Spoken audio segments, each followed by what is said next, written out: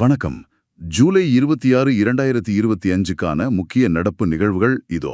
உங்க போட்டித் தேர்வு தயாரிப்புக்கு உதவ இன்னைக்கு சில முக்கியமான டாபிக்ஸ் பார்க்க போறோம். அறிவியல், சுற்றுச்சூழல், டெக்னாலஜின்னு நிறைய இருக்கு. ஆமாங்க. இந்த செய்திகளுக்கு பின்னால என்ன இருக்கு? இதோட முக்கியத்துவம் என்ன? அப்புறம் இதனால என்னென்ன தாக்கங்கள் வரலான்னு கொஞ்சம் ஆழமா பார்க்கலாம். சரி, முதல்ல ஒரு biology news. Mizoram Manipur university விஞ்ஞானிகள் வடகிழக்கு இந்தியால ஒரு புது ஆர்கிட் வகை கண்டுபிடிச்சிருக்காங்களாமே. சாமஜஸ்ட்ரோடியா ரேக்கென்சிஸ். பேர் கொஞ்சம் கஷ்டமா இருக்கே. ஆமா, சாமஜஸ்ட்ரோடியா ரேக்கென்சிஸ். இது ரொம்பவே என்ன சொல்றது, வித்தியாசமான தாவரம். இதுக்கு பச்சையமே கிடையாது. பச்சையம் இல்லையா? அப்ப எப்படி? ஆமா, இது ஹோலோ மைக்கோட்ரோபிக் அப்படின்னு சொல்லுவாங்க. அதாவது இதுக்கு தேவையான சத்தெல்லாம் அது மண்ணுக்கடியில இருக்கிற பூஞ்சை கிட்ட இருந்து தான் எடுக்குது. அதனால போட்டோசிந்தசிஸ் பண்ணாது. ஓ, அப்படியா? ரொம்ப இன்ட்ரெஸ்டிங்கா இருக்கு. அந்த ரீயேக் மலைப்பகுதியோட பேர்ல வச்சிருக்காங்கன்னு சொன்னீங்க. ஆமாங்க, மிசோரம்ல இருக்கிற அந்த ரீயேக் மலைப்பகுதி பயோடைவர்சிட்டிக்கு ரொம்ப ஃபேமஸ். அந்த பேரை வச்சு தான் இதுக்கு ரீகென்சிஸ்னு பேரு. உலக அளவுல பாத்தீங்கன்னா இந்த ஜீனஸ்ல இது 8வது வகை. இந்தியால எல்லாமே வடகிழக்குல தான் இருக்கா? ஆமா, இந்த பேரினத்தோட எல்லா வகைகளும் வடகிழக்குல தான் கண்டுபிடிச்சிருக்காங்க. இது அந்த பகுதியோட தனித்துவமான சூழலை காட்டுது. இது IUCN இப்ப தற்காலிகமா மிக அரிய இனம், அதாவது கிரிட்டிக்கலி என்டேஞ்சர்ட் அப்படின்னு சொல்லியிருக்காங்க. சரி சரி, பல்லுயிர் பாதுகாப்பு உண்மையிலே முக்கியம்தான். அடுத்ததா சுற்றுச்சூழல் பக்கம் வருவோம். கங்கை நதி சம்பந்தமா ஒரு முக்கியமான மீட்டிங் நடந்திருக்கு போல. ஃப்ளோ பத்தி. ஆமா, சுற்றுச்சூழல் நீரோட்டம், அதாவது என்விரான்மெண்டல் ஃப்ளோ அல்லது ஃப்ளோன்னு சொல்றது. மத்திய ஜல்சக்தி அமைச்சகம் இது பத்தி ஒரு கூட்டம் நடத்திருக்காங்க. ஃப்ளோனா என்னங்க சுருக்கமா? அது ஒரு ஆறு நல்லபடியா இருக்கணும்னா அதுல இருக்கிற உயிரினங்கள், அதை நம்பி இருக்கிற மனுஷங்களோட வாழ்க்கையெல்லாம் பாதிக்கப்படாம இருக்கணும்னா அந்த ஆத்துல எவ்வளவு தண்ணி, எப்போ, எந்த தரத்துல ஓடணும் அப்படிங்கறத குறிக்குது. ஒரு மினிமம் ஃப்ளோ வேணும். ஓகே. இப்போ டேம் கட்டுறது, பொல்யூஷன், ஆக்கிரமிப்பு, இதனால ஆறுகள் ரொம்ப பாதிக்கப்படுது இல்லையா?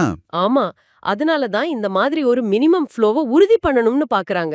இல்லனா ஆத்தோட மொத்த ஈகோசிஸ்டமும் கெட்டு போயிடும். அங்க வாழ்ற மீன்கள், மற்ற உயிரினங்கள் இதுக்கெல்லாம் ரொம்ப முக்கியம். கரெக்ட். சரி, அடுத்ததா டெக்னாலஜி. நம்ம இஸ்ரோ பக்கம் போவோம். நாவிக் சிஸ்டத்துக்காக இன்னும் சில சேட்டலைட்ஸ் அனுப்ப போறாங்களாமே. ஆமாங்க, 2026க்குள்ள இன்னும் 3 நேவிகேஷன் சேட்டலைட்ஸ் அனுப்ப இஸ்ரோ பிளான் பண்றாங்க. நாவிக், அதாவது நேவிகேஷன் வித் இந்தியன் கான்ஸ்டிலேஷன். இது நம்ம இந்தியாவோட சொந்த GPS மாதிரி. இந்தியாவுக்கும் நம்ம எல்லையிலிருந்து ஒரு 1500 கிலோமீட்டர் வரைக்கும் இது சிக்னல் கொடுக்கும்னு சொல்றாங்க. இப்போ எத்தனை இருக்கு? இப்போ 7 சேட்டலைட்ஸ் இருக்கு. 3 புவி நிலை சுற்றுப்பாதை GSO, 4 புவி ஒத்திசைவு சுற்றுப்பாதை GEO. இதுல 2 விதமான சர்வீஸ் இருக்கு. ஸ்டாண்டர்ட் பொசிஷனிங் சர்வீஸ், அப்புறம் இன்னொன்னு ரெஸ்ட்ரிக்டட் சர்வீஸ். இந்த ரெண்டுக்கும் என்ன வித்தியாசம்? தேர்வுல இது பத்தி கேட்க வாய்ப்பு இருக்குமா? கண்டிப்பா கேட்கலாம். SPS, அதாவது ஸ்டாண்டர்ட் பொசிஷனிங் சர்வீஸ், இது எல்லாருக்குமே கிடைக்கும். சாதாரணமா நம்ம போன்ல யூஸ் பண்ற மாதிரி. ஆனா RS, ரெஸ்ட்ரிக்டட் சர்வீஸ், அது என்கிரிப்ட் பண்ணிருப்பாங்க. ரொம்ப துல்லியமா இருக்கும். இது ராணுவம், பாதுகாப்பு ஏஜென்சி மாதிரி அங்கீகரிக்கப்பட்ட ஆட்களுக்கு மட்டும்தான். ஓகே ஓகே, இது நம்ம பாதுகாப்புக்கு ரொம்ப முக்கியம் அப்போ. நிச்சயமா. அடுத்ததும் பாதுகாப்பு சம்பந்தப்பட்டதுதான்.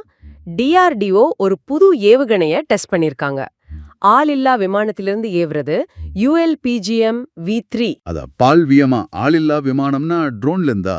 ஆமா, ட்ரோன்ல இருந்து ஏவி கரெக்டா இலக்கை தாக்கக்கூடிய பிரிசிஷன் கைடட் மிசைல் இது. அதாவது குறி தப்பாம அடிக்கும். இதுல என்ன ஸ்பெஷல்னா, இது முழுக்க முழுக்க நம்ம மேக் இன் இந்தியா முயற்சியில செஞ்சிருக்காங்க. DRDO, பாரத் டைனமிக்ஸ், அதானி, அப்புறம் நிறைய சின்ன சின்ன MSME கம்பெனிகள் எல்லாம் சேர்ந்து பண்ணிருக்காங்க. பரவாயில்லையே, பகல் ராத்திரி ரெண்டுலயும் வேலை செய்யுமா? ஆமா, பகல்லையும் ராத்திரிலையும் இது ஒர்க் ஆகும். இதுல இன்னொரு முக்கியமான விஷயம், 2-வே டேட்டா லிங்க் இருக்கு. 2-வே டேட்டா லிங்க் அப்படின்னா, அதாவது ஏவுகணை போயிட்டு இருக்கும் போதே கீழ இருந்து அதோட டார்கெட்டை மாத்த முடியும்.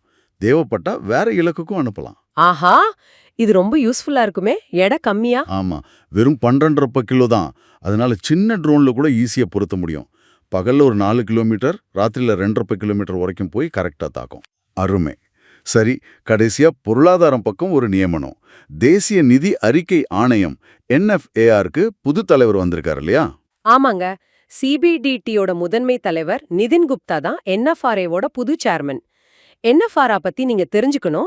இது கம்பெனிஸ் ஆக்ட் 2013 கீழ ஆரம்பிச்ச ஒரு இண்டிபெண்டன்ட் ரெகுலேட்டர். இதோட முக்கிய வேலை என்ன? மெயின் வேலை என்னன்னா, இந்தியால அக்கவுண்டிங், ஆடிட்டிங் ஸ்டாண்டர்ட்ஸ் எல்லாம் சரியா ஃபாலோ பண்றாங்களான்னு பாக்குறது.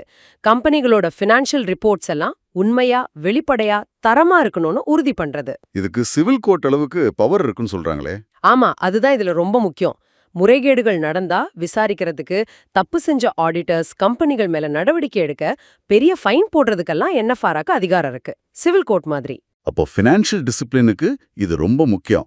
இந்த NFRA பத்தி, அதோட அமைப்பு, அதிகாரங்கள் பத்தி தேர்வுல கேட்க வாய்ப்புகள் இருக்கு. கண்டிப்பா. இது மாதிரி அமைப்புகளை பத்தி நல்லா தெரிஞ்சு வச்சுக்கணும். சரி, இன்னைக்கு நாம பார்த்த இந்த நடப்பு நிகழ்வுகள் உங்க தேர்வு தயாரிப்புக்கு ரொம்ப உதவியா இருந்திருக்கும்னு நம்புறோம். ஆமாங்க. இன்னைக்கு நம்ம டிஸ்கஸ் பண்ணின விஷயங்களை பாருங்க. ஆர்கிட் கண்டுபிடிப்புல ஆரம்பிச்சே நதி பாதுகாப்பு, ஸ்பேஸ் டெக்னாலஜி, பாதுகாப்பு, அப்புறம் நிதி ஒழுங்குமுறை வரைக்கும். இது எல்லாம் தனித்தனியா தெரிஞ்சாலும் ஒன்னோட ஒன்னு கனெக்ட் ஆயிருக்கு. நாட்டின் ஒட்டுமொத்த வளர்ச்சிக்கு இது எல்லாமே முக்கியம். உதாரணத்துக்கு, நாவிக் மாதிரி டெக்னாலஜி ULPGM மாதிரி பாதுகாப்புக்கும் பயன்படும். ஏன் சுற்றுச்சூழல் கண்காணிப்புக்கும் கூட யூஸ் ஆகலாம். கரெக்ட். இந்த தொடர்புகளை புரிஞ்சுக்கிறது ரொம்ப முக்கியம். இந்த அலசல் உங்களுக்கு பிடிச்சிருந்தா மறக்காம லைக் பண்ணுங்க, உங்க நண்பர்களோட ஷேர் பண்ணுங்க. ஆமா, தொடர்ந்து இந்த மாதிரி அப்டேட்ஸ் வேணும்னா சேனலுக்கு சப்ஸ்கிரைப் பண்ணி